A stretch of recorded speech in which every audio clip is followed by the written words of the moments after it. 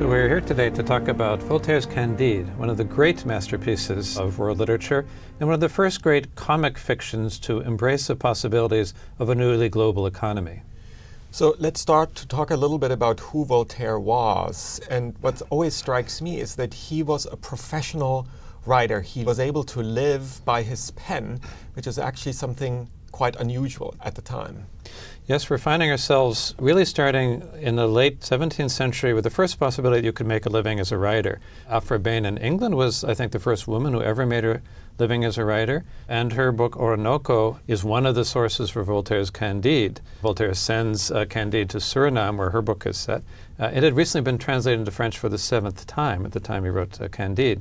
And Voltaire is someone who really hits every possible base. That's one of the reasons he's such a great author for us to think about, because he was a professional writer, extraordinarily productive. There's a painting showing him putting on his pants in the morning with his dog snipping at his heels, and he's already dictating to his secretary who's writing away in a corner of his bedroom.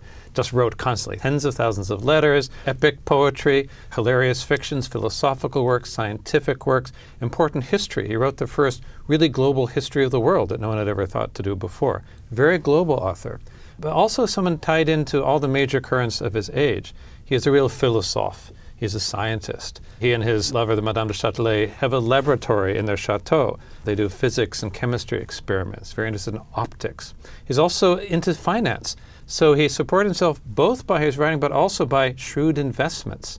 So he's involved in finance capital and in the kind of marketing of his own works, very important.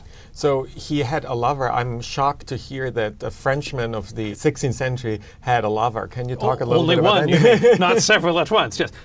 Madame de Châtelet, who was a very important figure in the period leading into the writing of Candide. They were together for about 15 years. She herself was a philosophe. She wrote books of biblical interpretation, scientific works, a book on optics. She was a serious writer, essayist. They worked together on Newton. She wrote the standard translation of the Principia Mathematica of Newton. And it was in her chateau that they amassed a library of 20,000 volumes, huge for the time. Then Candide comes from a little bit after this period. She dies tragically in childbirth in 1749, giving birth to a child by a different lover, not related to her husband, who was different from both of these people. Voltaire at this point takes up an offer from Frederick the Great of Prussia, an enlightened despot.